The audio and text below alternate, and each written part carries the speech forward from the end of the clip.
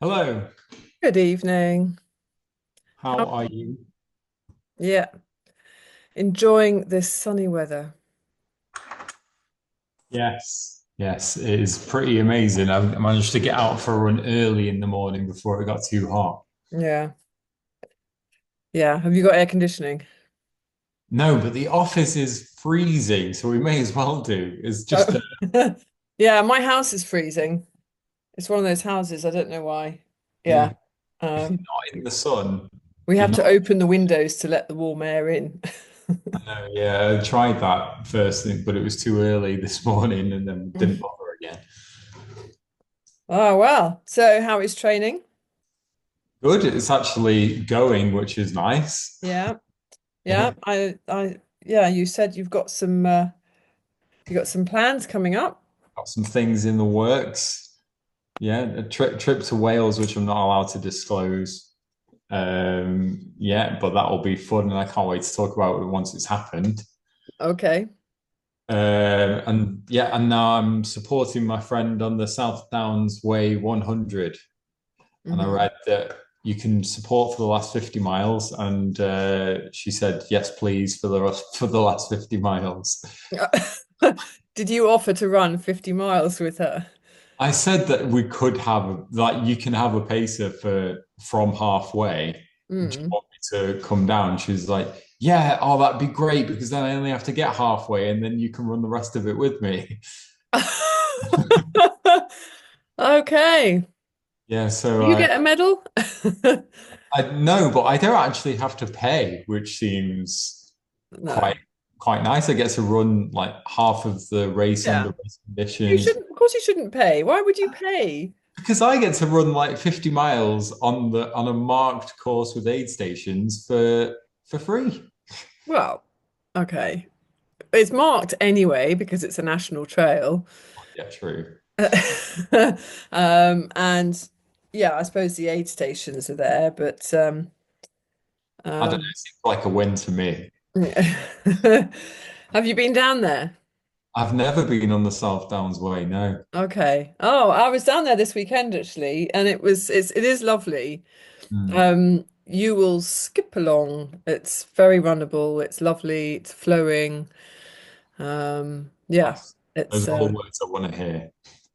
it's an amazing ripple in the geography of England, actually. You'll notice it. Where are you joining her? Where can you Oh, it's like, remember? I think it's the last 50, isn't it? Because it's what I did. yeah, yeah, Uh, yeah, so I'm not sure if you'll see it or not, but I don't know if you go down the M23 from the M25 to get to the start, but you will just see it's rolling hills, and ahead of you you'll just see what looks like a tidal wave, right. and that's the South Downs, and it's just a really sort of unique, and you're like, oh, okay, and then you go up, and then you go down the other side to the coast.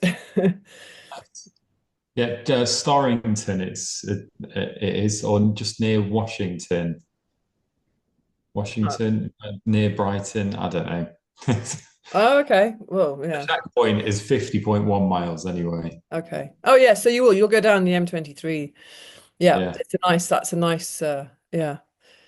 Awesome. Well, that'll be fun. That'll be Yeah. fun. That's Uh, good training for the race to the Stones, right? A month later. yeah. I mean, I'm assuming you're doing Race to Stones in one go, or is it over Yeah, 2 days? Yeah. yeah, no, one go. Yeah, the non-stop. Yeah, yeah. Yeah, I feel Um, like if as long as it feels a little bit close, like I might be jeopardizing it a tiny bit, but I'm not what going to be pushing super fast on this 50 mile. you're gonna have a very slow and moany runner, so you will be, yeah. You're Yeah. not exactly you're gonna be doing a lot of walking.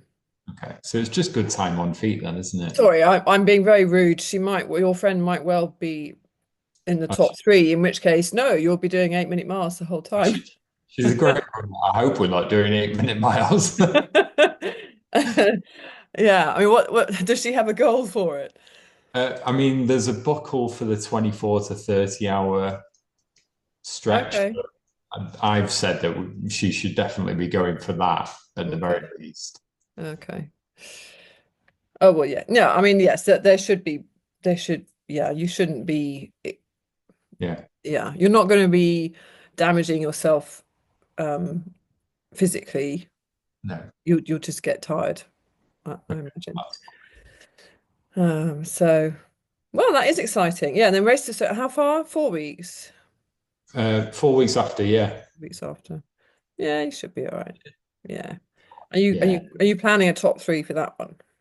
Well, not top three, but I would like to get a good time at least. Yeah. I remember looking at the times thinking, yeah, maybe I could win that race, but I'm not in the shape to do that well. Is it 100K? 100K, yeah. Yeah, so it's only 10 miles more. Yeah, it's a nice little warm-up run for you. Exactly, yeah.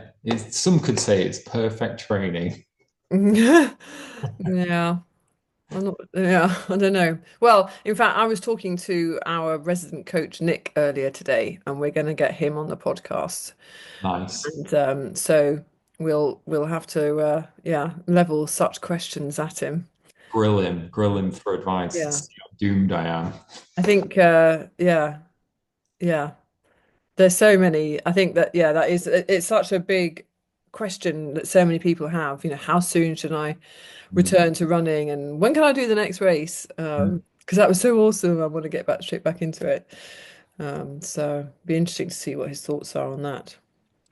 I think that the boring answer is it varies from runner to Well, runner. yes.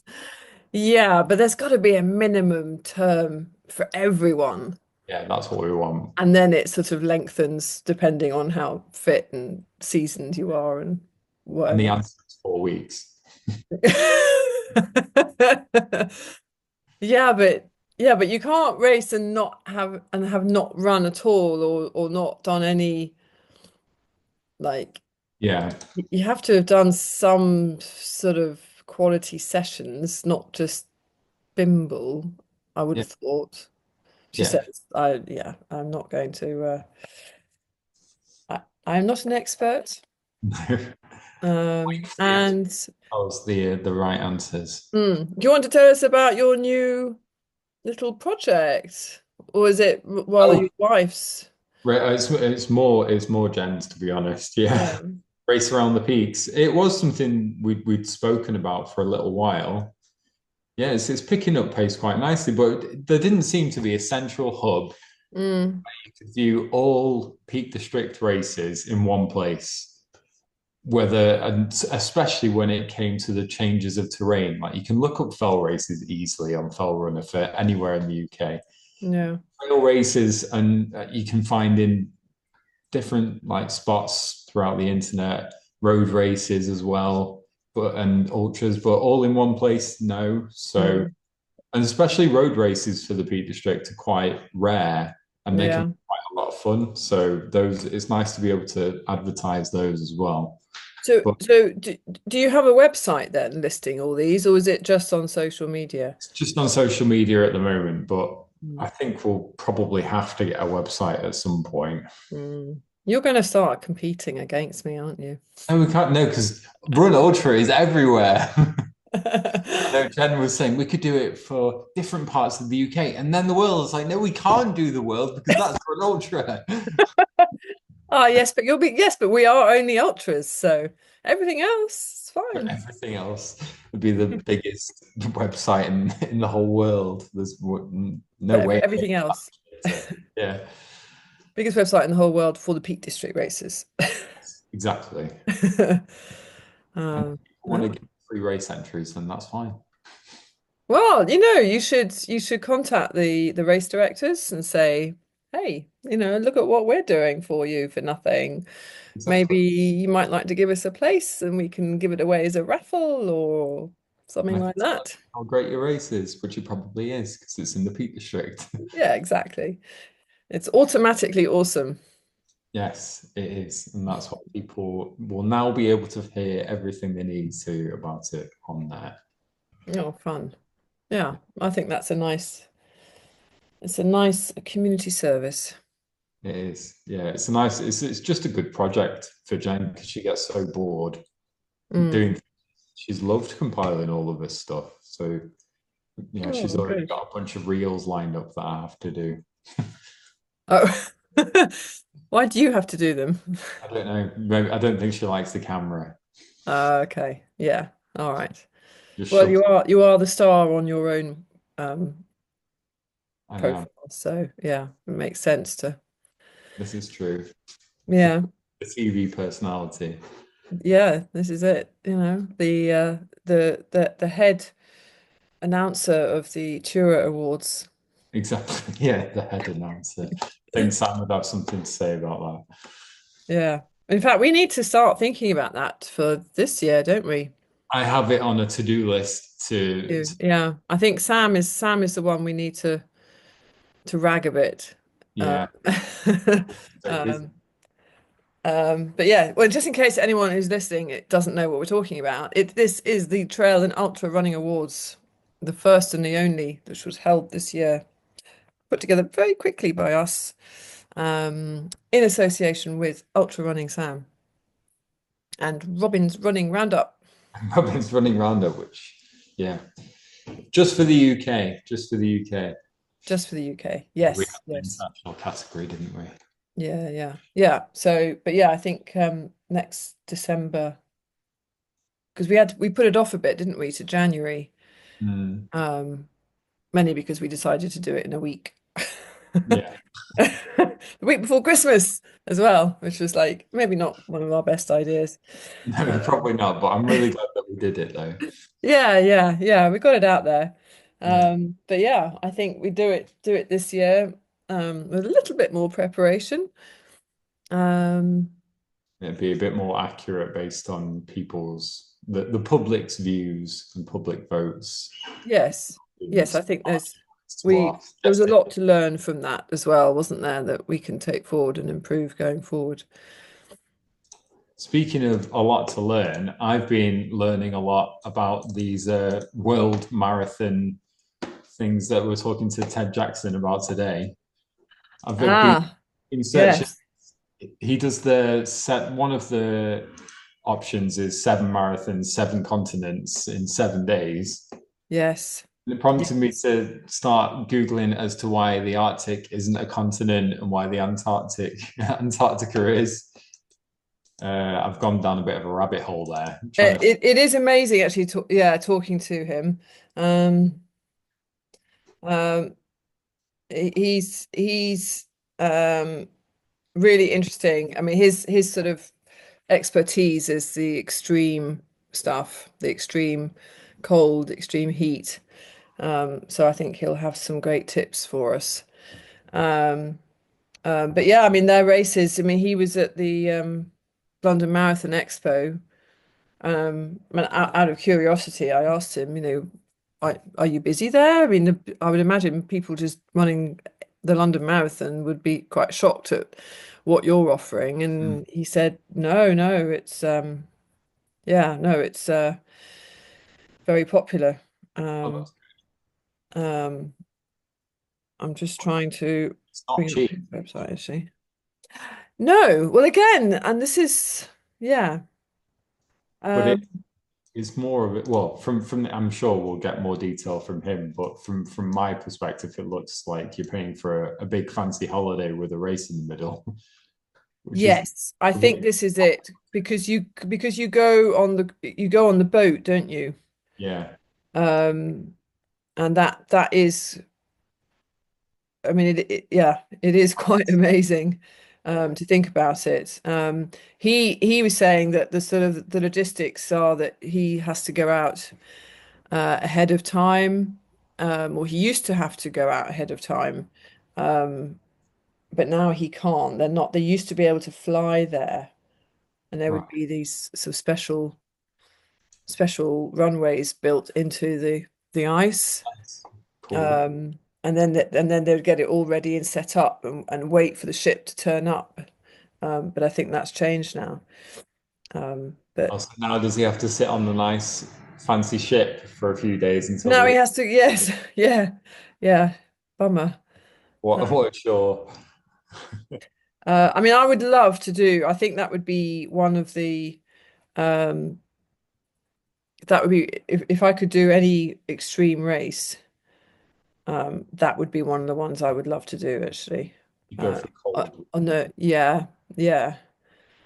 Um, yeah, the seven continents.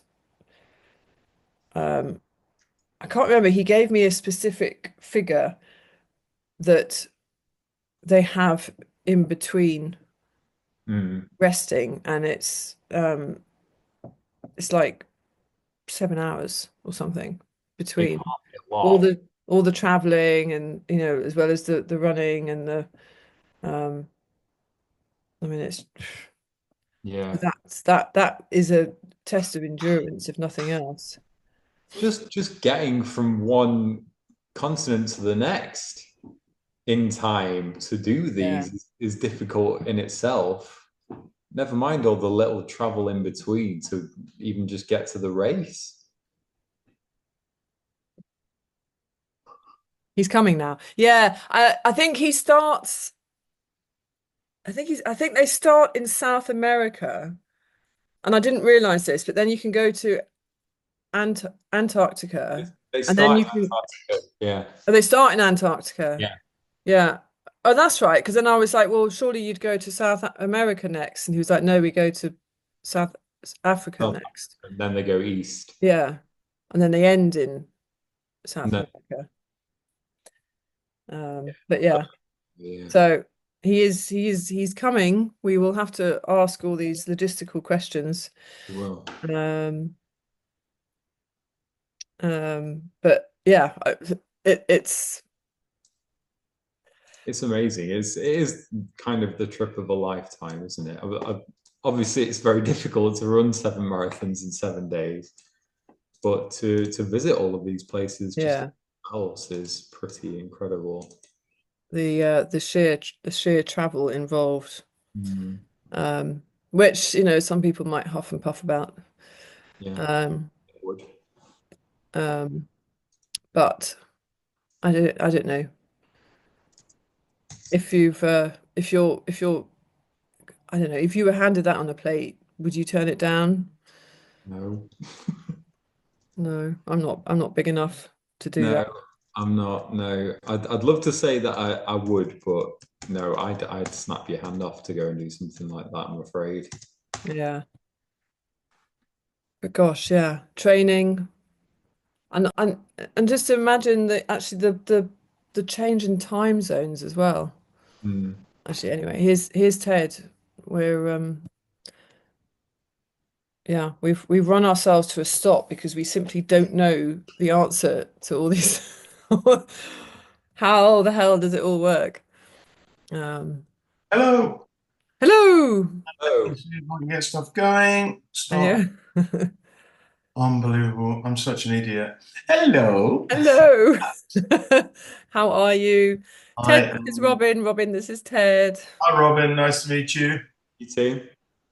No, we've actually literally just talked ourselves to a halt talking about the seven marathons, seven continents.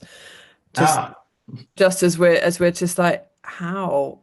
I've been talking about it all week. Yes, of course. Yes. Well, I said you were at the Marathon Expo, weren't you? Yeah, yeah, which is a marathon in itself, just to get that done. Yeah, I bet. I find that harder than doing the events. Yeah. And did you get many sign-ups? We don't really get sign-ups on the day. I mean, we've certainly had some very interesting conversations, and Hmm. to be honest, that's one that it kind of sells out every year anyway. So it's more of an awareness campaign, and the amount of people that stop and just go, Yeah, exactly. and you just see the cogs whirring, and they're not kind of quite work it out, and then us explaining it, and I'm going, oh. How long have you been involved in it? Well, I did the marathon, the World Marathon Challenge back in 2015 as a competitor. Okay. And we did the first one, which was Ah, cool. kind of crazy. In those days, we did it on scheduled flights. Now we do it rather differently. But yeah, yeah. So a while. Yes. Yes. How has it changed from then to how you do it now? Well, now what we do is, well, one, the route has changed, so we kind of go the other way around the world. Some people immediately go, "Ah, that's so you can fit it in 7 days," and we're like, "No, it doesn't really work like that. It's just easier logistically. We don't sort of cheat it by cheating time zones or anything like that. We start the clock once we get to once we start the marathon in Antarctica, and we need to. The aim is to finish in under 168 hours. So, we're not looking at time zones or anything. We go from race time, and we do it that way. This year, we managed to get it done in 5 days and 20 hours. Oh, you're Uh, kidding. Oh, yeah. really? Oh, Yeah. okay. So So sort of it's breaking all the records. And ah. Why was it so much shorter? well, obviously to get it done in under 7 days is tricky. And kind of depend. I mean, when we did it on scheduled flights, we did it in sort of well under seven. I can't remember exactly the time I took. Let's say it was 6 days. I probably had 10 hours to spare or more than, 6 days something. Mm. So we managed to do it now is we've got once we land back in South Africa, having done our Antarctic marathon, we then board our own chartered private plane, a 757, which then takes us round the rest of the world. Now, obviously, it's still world plane travel, and you have to get slots, and you have to fit time slots, and you have to make sure that you can, there's no, if there's bad weather or there's something that Mm. happens or force majeure or something like that, it's Yeah, out of of our course. hands. But a lot of my job personally is crowd management and crowd control. So getting the 60 competitors off the course to the airport, checked in, not wandering off for McDonald's or Burger King, or if they are, knowing that they've got to get in a certain time. And once they're on the plane, sitting down and getting on with it so that we don't miss our slot is really important. So that's kind of stressful but fun and exciting, and they probably hate me and love me in equal measure at the end of it. Does Love it me mean for you're good at herding cats? I am a cat herder. I suppose that comes from a previous career working in schools. Oh, yes. Okay. Yeah. Yeah. That's a natural progression. Yeah, absolutely. And I'm loud. I've got an opera singer's voice, so just getting everyone's They can attention is. hear you across the airport lounge. There have been many a time when the call has gone out with Ness and Dorma. They go, we must be somewhere. So the first one's in Antarctica. So let's say I registered and someone from Los Angeles registered as well. Do you have to pay for your own flights to get to Antarctica to start the journey? Yeah, so the World Marathon, well, the World Marathon Challenge, we meet in South Africa. So we meet in Cape Town. So Right. we meet all the competitors and we have a race briefing a couple of days before the event starts, where we meet in Cape Town to go through all of the logistics with them. And then when the weather conditions are right, the Antarctic Logistics Company say, right, we need to be ready to leave at 5 a.m. tomorrow morning, and we put the call out to the rest of the competitors, let them know what's going on. So competitors have to get themselves to Cape Town. Right. So Okay. once they've got to Cape Town, they're ours, and once they get to Miami, they're theirs. Well, obviously they will look after them during the marathon, but once the marathon's finished, Yeah. they tend to make their own way. They all get scooped up by various supporters and family members and things like that, and head off for a bit of R&R, Nice. Wow. which I personally did myself this time as well. It's nicely located for the Florida Keys. Yes, yes, a nice warm place to relax and Mm. recuperate.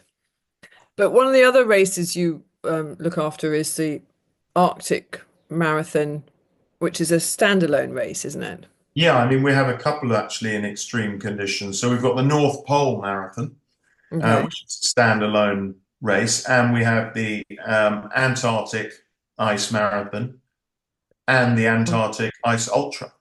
So I actually, okay. I'm very lucky. I mean, I go to Antarctica 3 times a year. So Wow. Antarctica in itself is, I find, one of the most magical places on Earth. Mm. It's jaw-dropping. I get emotional every time I go there. You know, it's just flying in above it and flying in and landing on the continent is just, you just think, wow. And I've read a lot of the books. I've read a lot of the books about the Arctic explorers, particularly one called An Unsung Hero, which is a biography of Thomas Crean, who was on Shackleton and Scott's expeditions, and he saved many, many lives. This chap, he was Oh, in the wow. British Army. He was an Irishman who was just, I mean, mythical, Mm. mythical strength and endurance and resilience to extreme conditions. I mean, in a way, you know, some of what we do is it's not playing because I don't want to undermine what people do because it's extreme and it's epic, but it's not the battle of life and death that those guys No. went through. Just in terms of the technology and the clothing and the Hmm. all of that. I mean, they're going out there doing it in tweed jackets and woolen scarves. I mean, Absolutely. And instead of freeze-dried meals, they're eating the dogs. yeah, So yeah. God, joy. So tell me about the ultra. the Antarctic Ultra is an event that we started last year and ran for the first time last year. Again, that's one where we go to two different bases in Antarctica. So that's another one that we leave from South Africa, and we fly from South Africa and land down on Antarctica.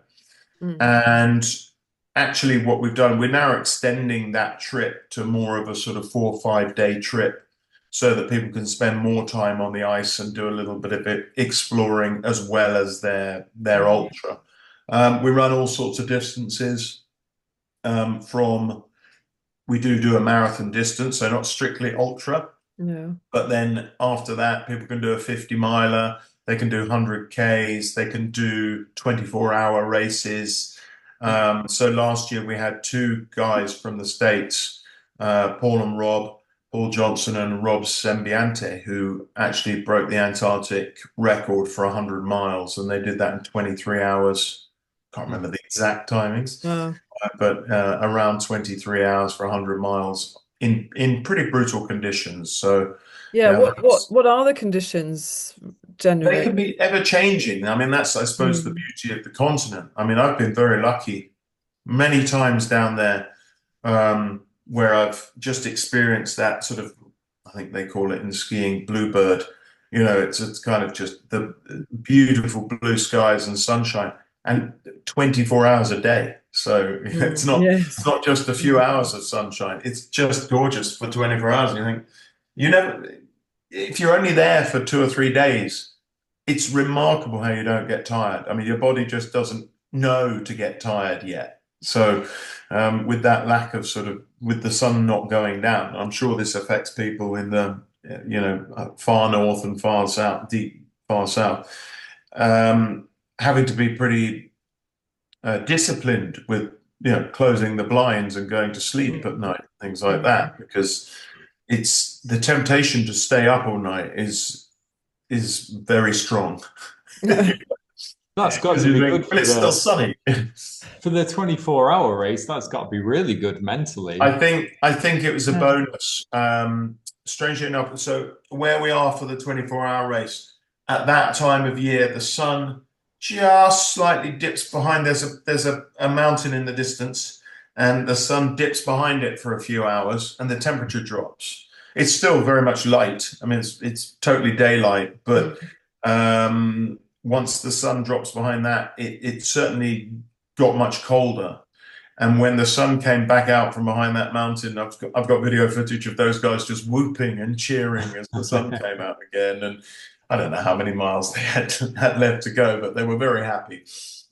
What's the temperature range?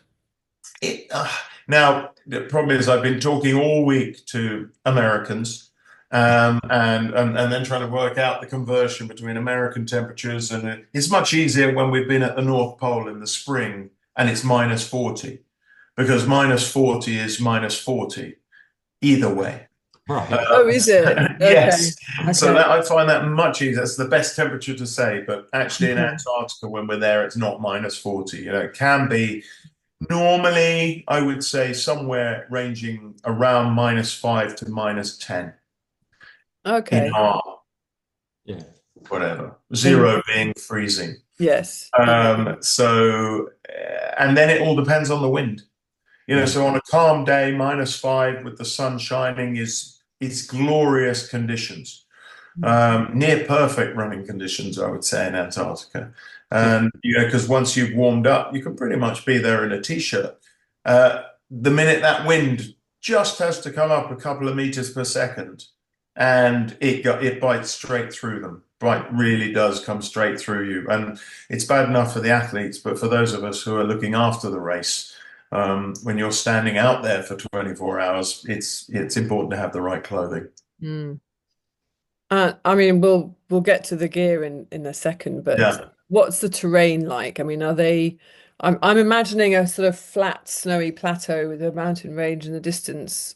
Yeah, I mean, and just the most beautiful flat, snowy terrain with mountain ranges in the distance that you just can't describe because you've never seen anything like it in Europe or in a ski resort. Or, I mean, those who are maybe more well-traveled, I've not been to Nepal, I've not seen the Himalayas, but, you know, they're mountains, but then with these just miles of plateau. Yes, but not flat. I mean, sort of. So for the ultra course, that was actually quite a hill.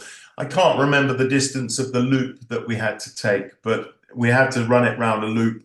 We have to watch out for competitor safety down there in that environment, so we need to be able to look after them. But let's say it's a 10K loop.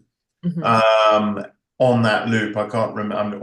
I'm also not a stat man, so when it comes to elevation per race, was but it's on a hill. Yeah. They Okay. come back up that hill swearing. Okay. Oh, They're cool. perfectly fine going down it, but when they come back up to base, that's a long hill.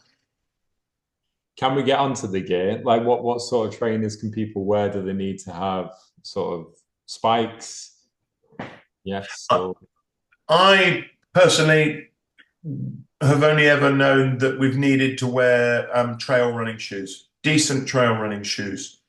There are a couple of patches on the course, but you can see them quite clearly where there's blue ice. And you can avoid the blue ice by not going on the blue bits. If you tread on the blue bits without spikes, it gets hairy. So, and the wind during the course of an event can uncover blue ice. But right. we groom the course with skidoos and snowmobiles. It doesn't make that much difference. It can still be pretty soft underfoot.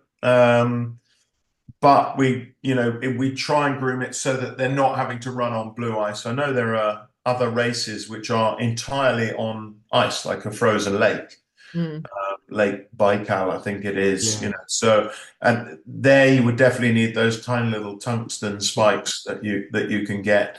There's no harm in having the spikes. It's not going to affect your running on the soft snow. And if you did hit the hard snow, then great, you're going to be more stable. But certainly, not required are things like snowshoes. Okay. That's good. No. Yeah, I've done, when I first went to the North Pole in 2008, we did that marathon, and I'd say the majority of the competitors certainly started off with snowshoes, or some kind of racing snowshoe. They're smaller than the big tennis racket things that maybe we picture in our minds when we think snowshoes. But still, they're enough to change your gait enough to really have a massive impact over 26 miles at least anyway. Is that because the snow is softer up there? Is it I harder? mean, we don't use them anymore, and actually it is softer, but once you've broken through that crust, it's much of a muchness as to whether it's harder or easier with or without them. And Okay. I would say it's easier without them, and making do with going. It's not like snow you can describe, because it's not like snow you normally encounter. It is very light. It starts off with a crust at the North Pole, and then after one lap, that crust has broken into icing sugar, and then it's very dry. So it's like you can't make snowballs with it. It doesn't stick together. It's very like the Marathon des Sables, but when you hit the dunes. So pretty unpleasant. Oh, interesting. And what about, so, I mean, just in terms of running, what you wear when you're running and how you manage yourself with sweating, staying Mhm. at that sort of comfortable body temperature Yeah. as you're running. I mean, do they have to carry stuff with them? I mean, is the mandatory kit ferocious? One of the beauties of having laps and loops on a course is that we have aid stations every 5K. So we can keep bulkier clothing. They don't need to take bulkier clothing with them. If they're getting cold, they're not cold for that long. And Mhm. we're able to go and help people and look out for people in trouble. Most of the time, it's a thin layering system, and we encourage people to start cold. Yeah. So, however cold you can handle, really, to start with, because you will soon warm up. I mean, me especially, I'm a bit of a Clydesdale or a cart horse division. So the minute the first 100 meters, I'm up to full temperature, and I'm already unzipping everything and getting too hot, even in -20. So the aim is to not sweat, Yeah. if you can. If you start sweating, that's just good. It's all right, but it's only a problem. It's a problem when you stop, or it's a problem when you turn into the wind. Mm. Turning into the wind, you can have the wind at your back and not realize there's any wind, because you're not really feeling the benefit. You don't realize it's helping you. You don't realize that it's actually cold because it's on your back. And you turn into this thing like, oh my goodness, this is fresh. Yeah. And that has been the case on a number of our races. So they're all fine. Everything's unzipped. We're getting too hot. You turn around, it's like, whoa, okay. I mean, merino wool base layer or something like that, and then and maybe a fleece layer on top of that, and then a windproof shell.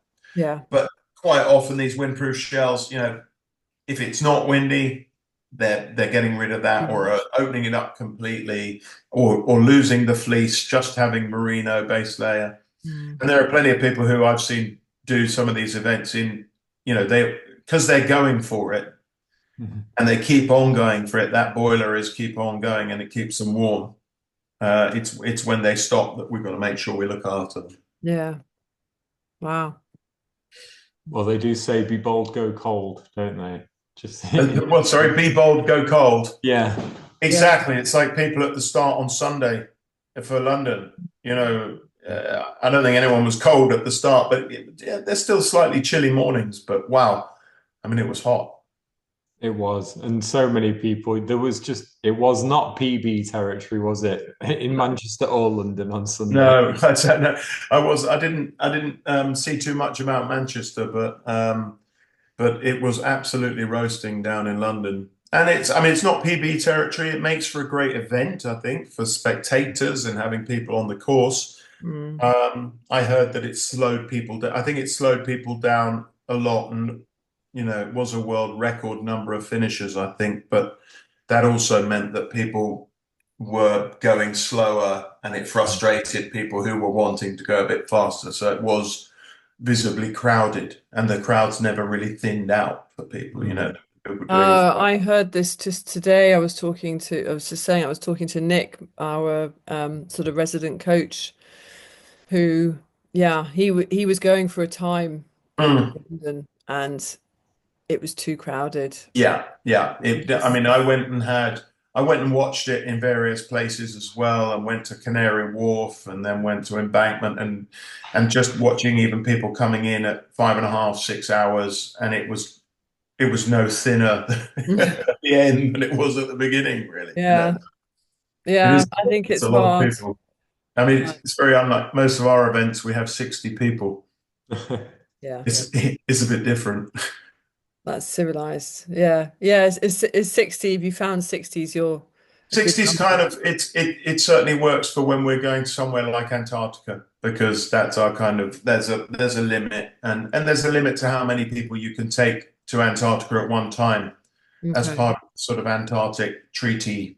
Antarctic Well, there's not only just the sort of political Antarctic Treaty, but there's also an Antarctic sort of tourism treaty Yeah. that tour companies and people will stick to in terms of the number of people that you can take at any one time, so that we can try and keep it as magical and as pristine as it is. I mean, it Mm. really is a place where you just would never, you wouldn't. I mean, obviously, we brief everyone, and everyone has this briefing about how you look after the continent, but no, what you wouldn't dream of even the tiny little tear off bit off the top of a gel wrapper. You're going to make sure that that gets stored and stashed and put Yeah. away. People don't even, if you spilled your energy drink, you're not water, but your energy drink on the ground, and your energy drink is slightly reddish or whatever, that will get cleared up and scooped up and dealt with. Yeah. They're that fastidious about it, which is great. Yeah, that's good, isn't it? It's really good to see, Mm. and everyone really respects it. Yeah. Literally, they take everything off the continent. So Mm. when Mm. you go for a pee, when you go for the rest, everything goes, everything gets taken. Yeah. Yeah, interesting. And I mean, I've been north, I've been to Svalbard, Hmm. but I can imagine somewhere like Antarctica must be even more the feeling of the remoteness and Yeah. almost the hostility as Yeah. well. Yeah, you get that feeling of that when you're flying in and when you're flying over, because you're flying over such a vast expanse of whiteness, Mm. and these sort of beautiful peaks sticking up through it. But there is nothing, there aren't very many people in Antarctica who are going to come and help. No. So you kind of get that feeling of desolation, that's the fun part, right? I mean, for me, that certainly is, and I think Mm. that's what people are looking for. We take doctors with us, and the camps have camp hospitals, a tent or a container, that's set up and is relatively well equipped. But getting instant help is not something that comes Mm. easy out there. There are, in fact, about 80 bases, I think, on the entire continent, but it's a massive place. So 80 bases dotted around on that massive continent just are tiny, tiny specks, and you get that feeling of being tiny, which is different. Svalbard in itself, I mean, if you've been to Svalbard, I'm going there again in July. That's where Mm. we head off on our icebreaker to the North Pole in Yes. July. But yeah, Svalbard is that's got its sense of isolation and desolation. For me, that feels like a Wild West town. I felt when I Yes. went been to Svalbard, I feel like a cowboy. You're walking up the main street, and there's people with guns Well, yeah. because for protection, from polar bears, and there's not a lot there, and just a few houses, and but Yes, then it is. You're quite. again, when you go up to the North Pole, you're again in that same different in terms of the Mm. desolation. I mean, there's nothing else, there's no one else. And I imagine you need to be just as vigilant for polar bears up there as well. Yeah, I mean, we are more so sort of on the way rather than when you get there. I mean, but Okay. when you get there, it's rare for polar bears to be that far north, Oh, really? actually at the North Pole. Mm. They do hang, I mean, they are hanging around not many degrees lower than 90 degrees, but it is rare. But we do have polar bear guards when we do the races up there. Mm. And Mm. yeah, you've got to be vigilant. You've got to be careful. Saw some amazing footage just today, from one of the old mining towns up in Svalbard. I think it was up in Svalbard. I think it was one of the old Russian mining towns Yeah. where a polar bear was charging a guy, and he fired a couple of warning shots, above the polar bear's head. Polar bear did made absolutely no difference. And then he's like, he drops the rifle, he runs, and he gets on his skidoo, and he's out of there. Oh And they've got no. amazing footage. I've just seen it today. Oh wow. And it's Gosh. just like, yeah, I mean, it's Yes. their environment, not ours. Yeah. Blimey. And I'm really glad he didn't shoot it, Yeah. because Yes. there's no need for that. No, You shouldn't be putting yourself in a position where you need to shoot them. exactly. Mm.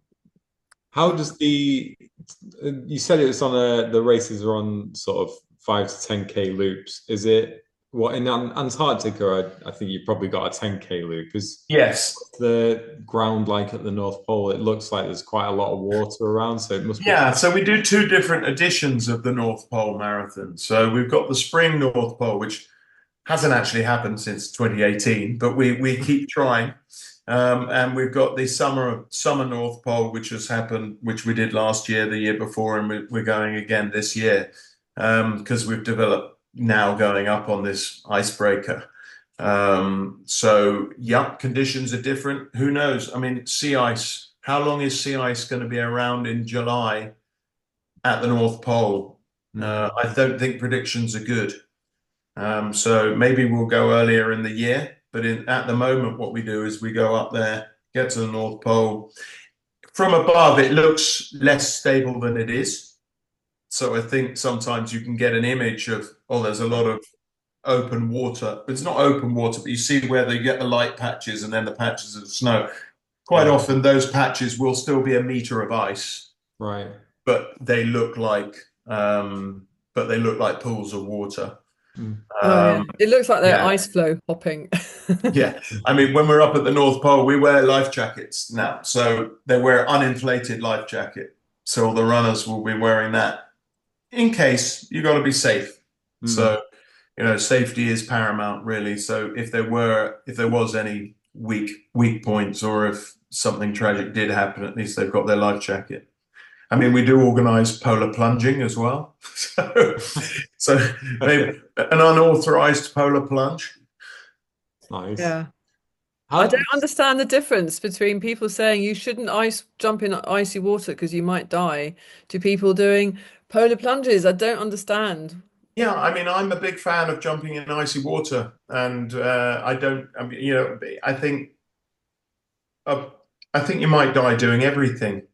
I, I'm a control. I mean, I tend to try and get. I mean, obviously, I tend not to dive into icy water too much, but I climb into an ice bath as much as humanly possible. I'm a Wim Hof instructor, so I am a big fan of the ice and contrast therapy and saunas and things like that. So yeah, Mm. So how far away from the North Pole are you actually when you do the race? no, we're at the North Pole. Yeah, so there's in my head the North But Pole is but there's one central thing, so you like running round and round it. yeah, there is. I mean, I suppose the North Pole, and also the North Pole is very, very difficult to stand at.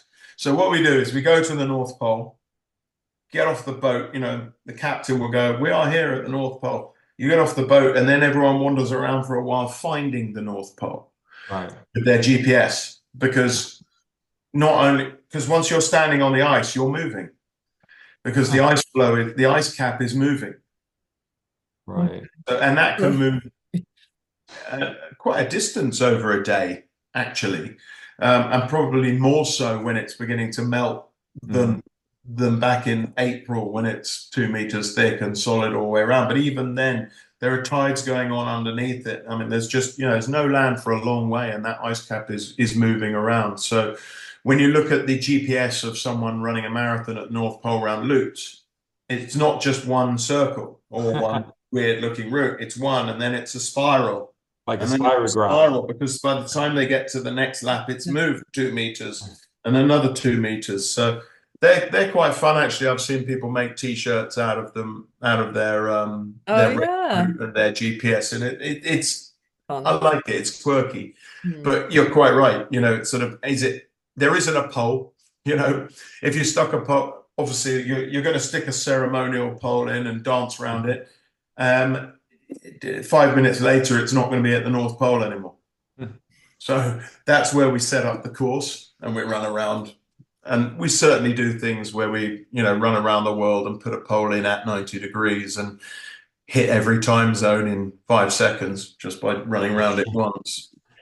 All those quirky things. That's fun, isn't it? Yeah. It Oh. is.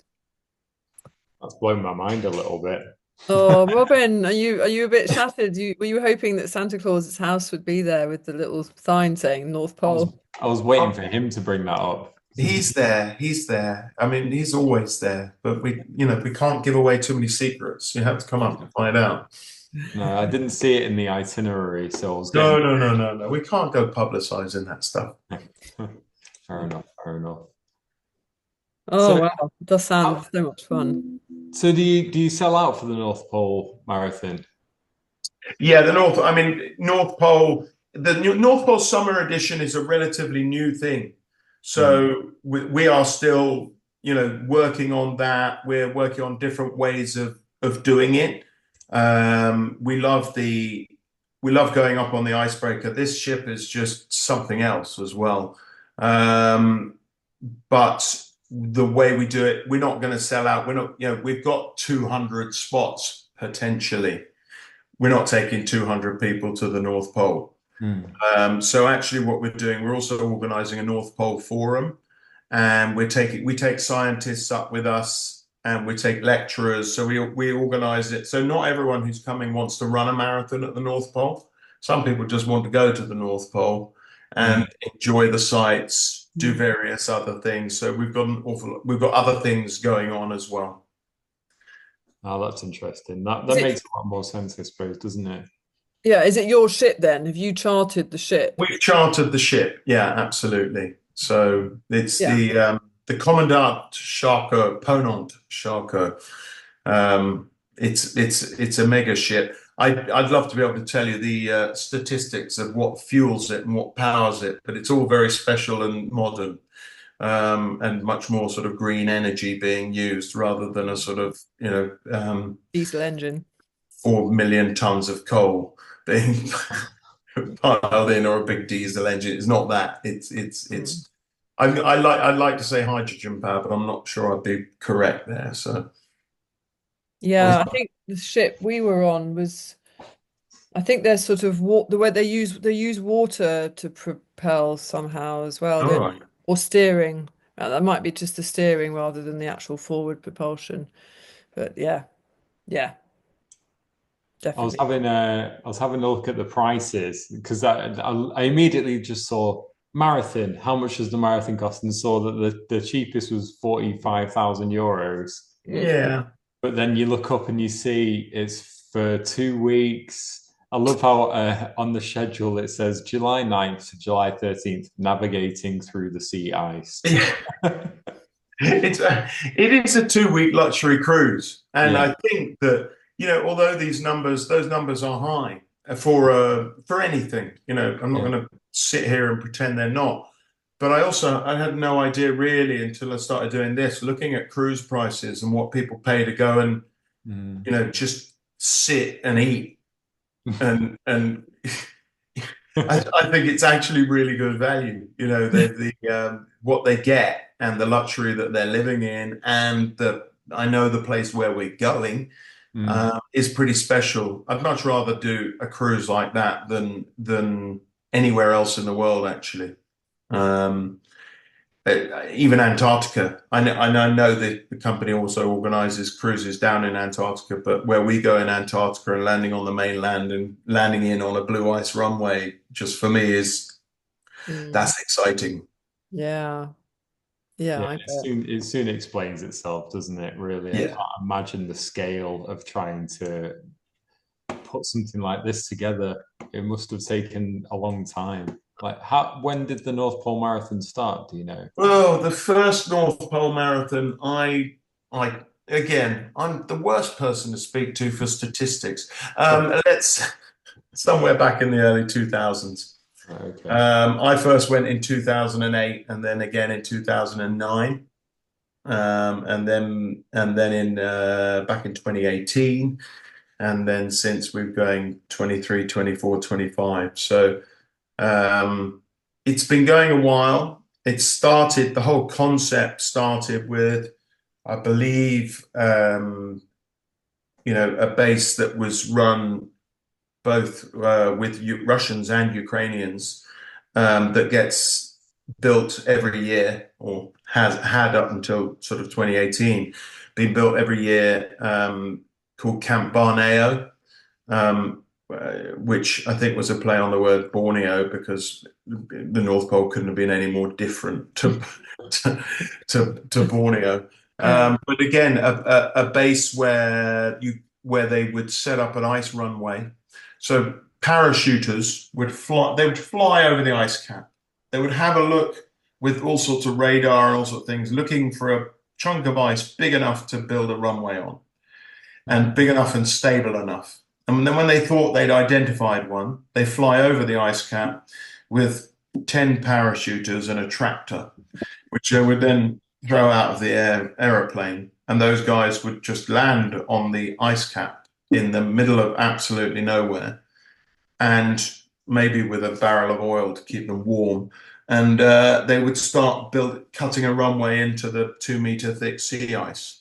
And then at some point, once they'd sort of tested that, some brave pilot would have to turn up in a Antonov kind of, cargo plane and decide, right, let's see if this works.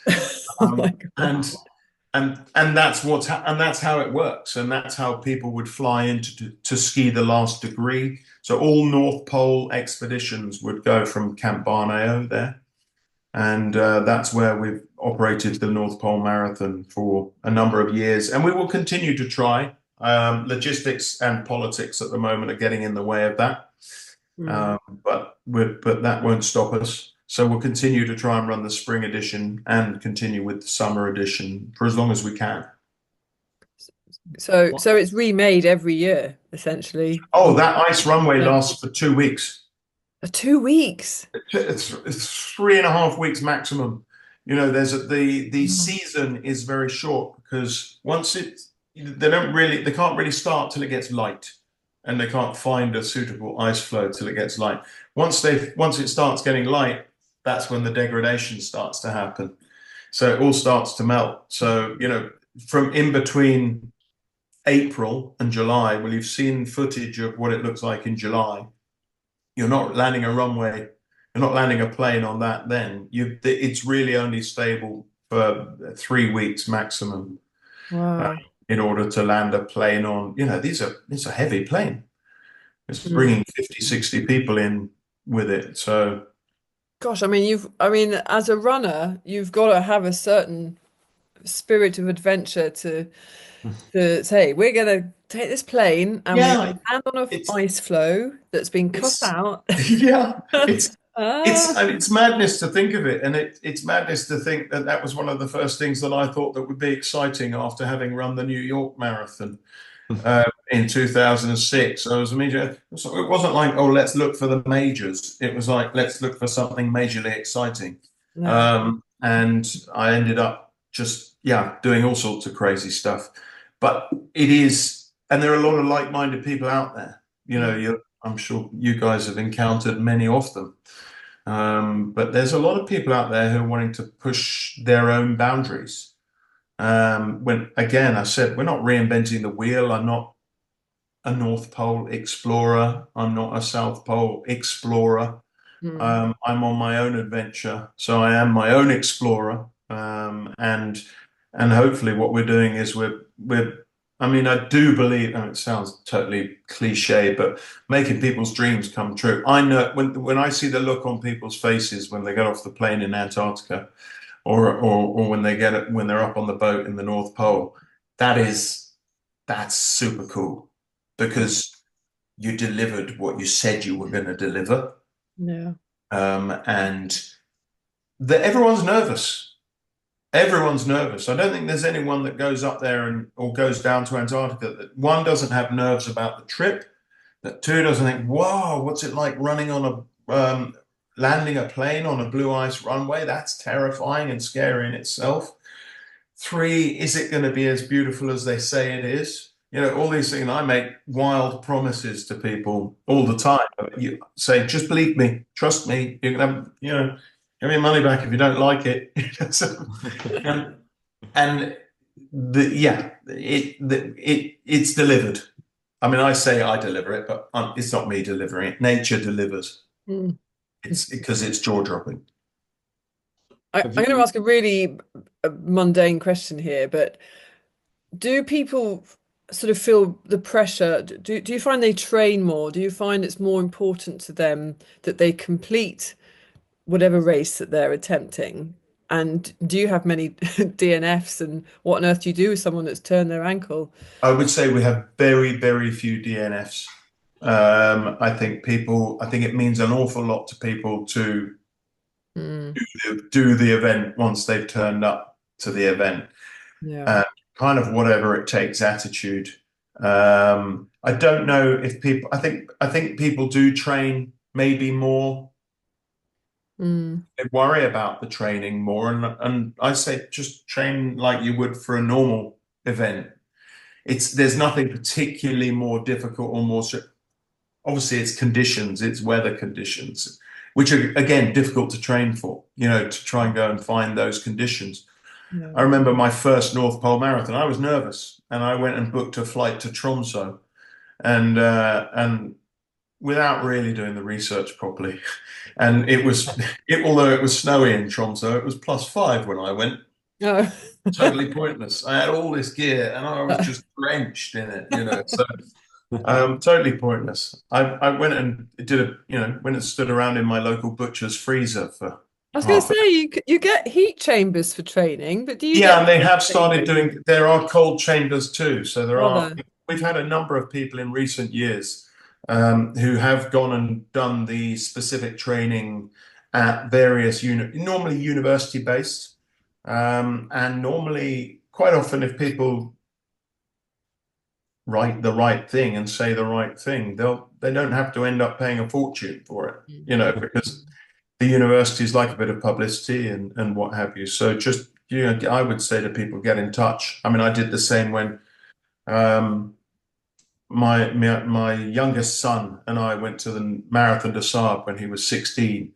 And I thought, well, maybe it might be interesting for you to have a bit of hot weather, to see what it's like in the heat. I had no interest in training myself. I'm not a trainer. I sort of like go out and see whether I can do it. But we went and we contacted the people at Chichester in Sussex University and went in their heat chamber.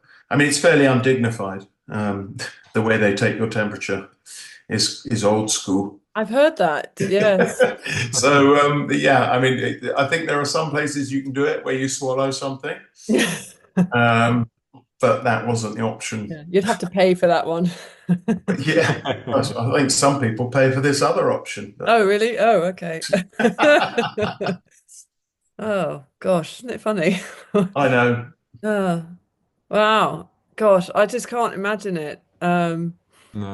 I mean, I think there's more events now that are popping up in the Arctic or in Yeah. extreme places. Do you I see them getting more and more popular, and I see more and more normal people taking part. I mean, it was only ever been normal people that take part, as far as I'm concerned. There's the odd elite-ish athlete that comes along, but not necessarily anyone superhuman. And it's not, these are not things just reserved for the sort of Goggins of this world, or anyone else that we look at and think, oh, I couldn't do that. I think people are looking at these things and thinking, I could do that.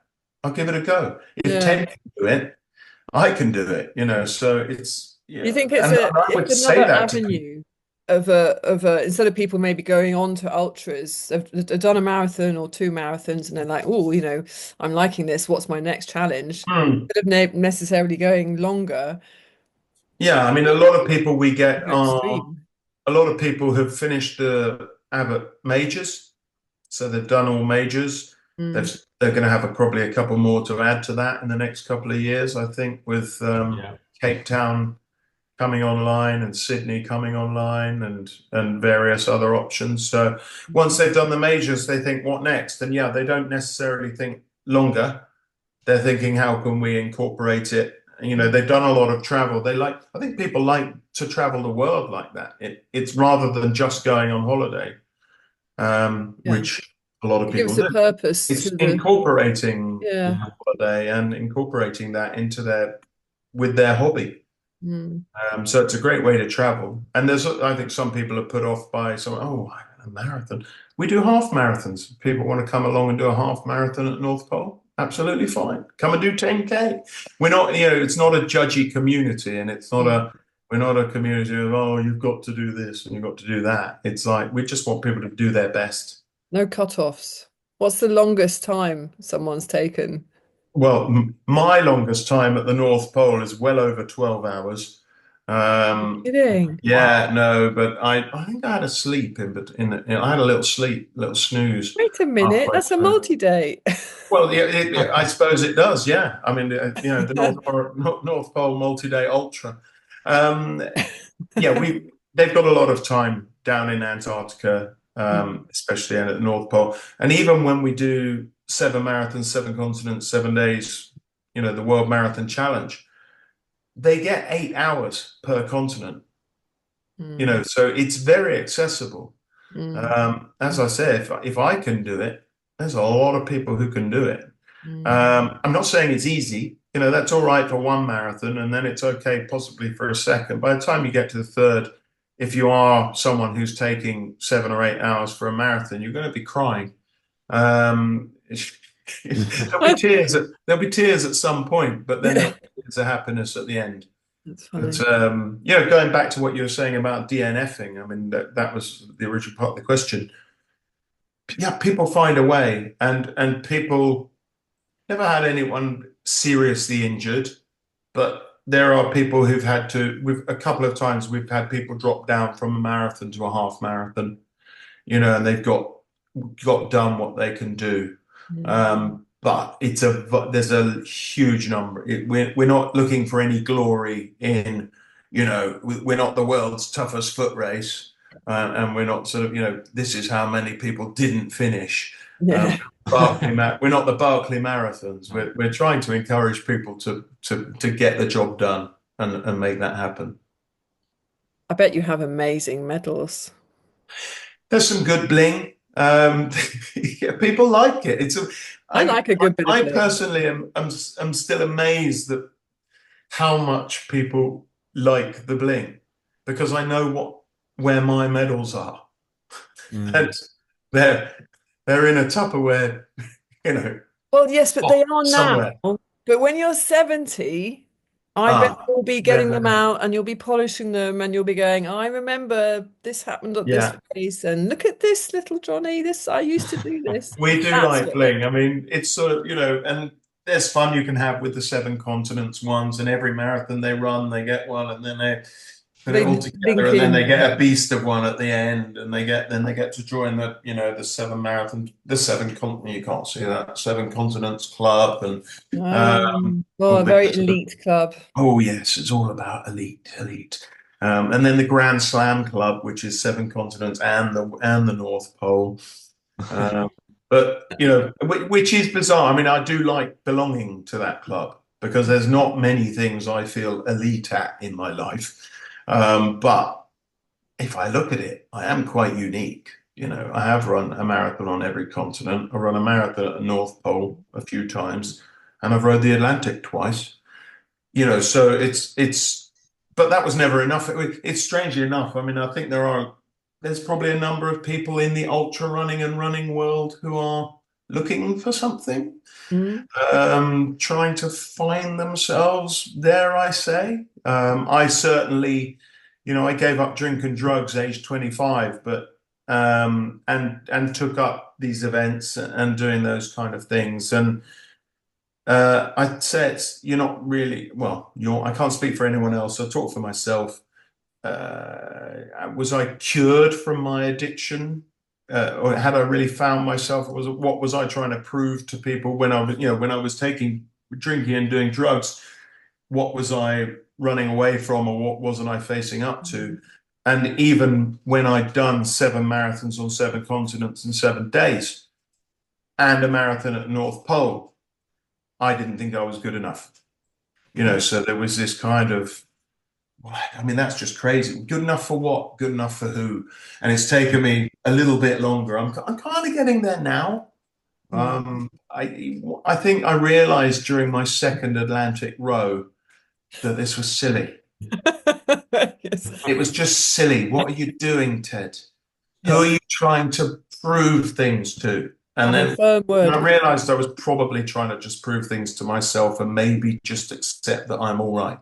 So, but it took me on an amazing journey, and I wouldn't change any of that, you know, so I wouldn't change any of those adventures because I'm absolutely love them all. The people I've met, the friendships I've made, the connections I've made around the world, the connections I make with all the people on the events now. I love to see them, you know. So at the booth at the London Marathon, you know, a face would just appear. You know, it's like, ah, oh, it's Scott from Antarctica. Or it's Scott from Antarctica. It was Scott. It was Scott from Antarctica. But you know, it's just sort of like, Yeah. oh, just you do see these faces, and it brings back memories of great times in great places. It's just it's exploration, isn't it? Like you said make dreams come true, and Mm. I've long dreamed of going to Easter Island as Ah, so to see that that was just an option to go and do what I love, running, mhm. and go to Easter Island is incredible. And I had no idea that even today, I know there's extreme marathons around everywhere, and there's like Yeah. jungle marathon and other ones that the Mhm. other company do, and what you guys do. But I didn't realize that you could visit places quite this exotic that and Special. far Yeah, I removed mean, from I society. suppose we are looking for places to that people are going to want to go to, and that people are, you know, as I said before, people are incorporating travel with Mm. running, you know, so they're running for a purpose. I mean, a lot of people are doing these things for charity to raise money as well, but they're getting to get, you know, if you're going to go to Easter Island, well, let's go to Easter Island and run a marathon. So, yeah, that's the third different location for our version of the volcano marathon now, I think. So, it started off in the Atacama Desert, then we went to Pucón in Chile the year before last, and then last year was the first one in Easter Island. And then I think we've got about 80 runners in Easter Island this year at the moment. So that's in July. I think we go to Easter Island and then I get back for 2 days and then I'm off to the North Pole, which is ridiculous. Wow, I feel so sorry for you. Well, it is.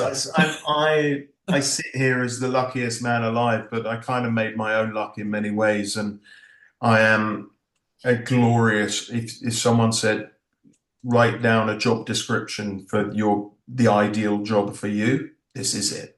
Mm. Mm. Ah, amazing.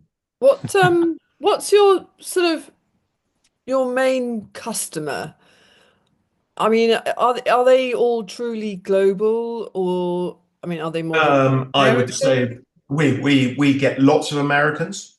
We have Brits. We got people from all over. I think in um, Antarctica last year, I think we had something like 25 different nationalities represented. Okay, So yeah. out of 60 people on the Mhm. plane, you know, so that's pretty good. Yeah. Yeah, it is truly global. Who are they? I think it's a weird one because I think everyone assumes that they're all super rich CEOs, and they're not. You know, there's a lot of what I would class as normal people, whatever normal people is, but there are teachers, there are Mm. ex-military people, there are present military people, there are, I don't know, solicitors. Obviously, it's tough to raise the money and find the money to do things, but Mm. it's amazing how people will find a way. Yeah, Uh, yeah. and quite often they'll find a way that benefits lots of people, you know, so because they're doing something extreme, you know, it's a tough old world out there for the person who wants to get a charity place for London or New York, for instance, and wants to raise 2 grand because it's really tough to raise 2 grand. and because no one wants to sponsor anyone for running a marathon anymore. No. Because, well, lots of people, what's running a marathon? I mean, obviously you'll get family and friends who are going to dig in, but there's a lot of people, there's that sort of, they're getting charity fatigue. Mm. And I think for me, when I started out, that's why I started looking for extreme events, was to look, I said, well, no one's going to sponsor me to do Berlin. So I did Berlin on a charity place, but pay the money myself, and then wait until I'm doing something extreme. And then people go, holy, wow, oh yeah, here you go. Yeah. And luckily have, thanks to the generosity of many, many, many, many people, have raised, I don't know, £250,000 over the years doing these events. But, so there's a lot of good that can come out of it. And people find a way of making it happen for them. Yeah. I'm Had a really random pleased to hear. thought. Yeah. I'm really Sorry. pleased to hear that it's normal people and not super rich CEOs. Because No, that is the immediate assumption. I'll be honest, it was me as well. That was my immediate thought. and I think that's natural. I think, of course, it is, because I think that's the natural reaction. And at the booth, when I'm again going back to last week at the London Marathon. I'm at the booth, but we've got the prices up there. They're on the board. They're Mm. there for people to see. There's nothing to hide. It's Yeah. we actually, the margins are very slim. It's not about becoming multimillionaires here. It's about the quality. I mean, I just love my job. I'm happy to say, hand on heart, I don't make very much money, but I could not be happier with what I do. And the reason, actually, our events are a lot more accessible than many other ways of getting to these places. So, if you want to go to Antarctica and go to mainland Antarctica, you won't get onto mainland Antarctica cheaper than flying with us. And because we're taking a number of people, and because we're not being greedy with margins, Mm. we're actually making it more accessible for people. But it's perfectly natural. I mean, yeah, everyone's going to say, oh, it's okay for you. It's just for the super rich. And I get that too.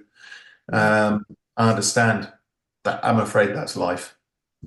It's good for you Yeah. to dispel that here anyway. Yeah. I'll be carrying that mantle now. Great. And it's brilliant because I hear the stories you hear from people in everyone's journey are also, everyone's so unique and everyone's so remarkable. And when you find, maybe I'm a judgmental git, but I'll look at someone and make up my own story for them. And it's not until I've spent, a day or two chatting to them on the ice and out in Antarctica that you find out who they really are and what's made them tick and how they got to Antarctica and what brought them there. And I'm thinking, oh God, I wish I hadn't been such a judgmental git, just in my head, but two, remarkable what's Mm. what's brought people there, from and out of quite often a lot of tragedy, and things like that. Interesting. Well, I mean, yeah, that is fascinating. So what, is there one website for all of this adventure to go and Yeah, find? I mean, I'm not sure. I think if you went to Runbuk, Runbuk, runbuk.com, maybe.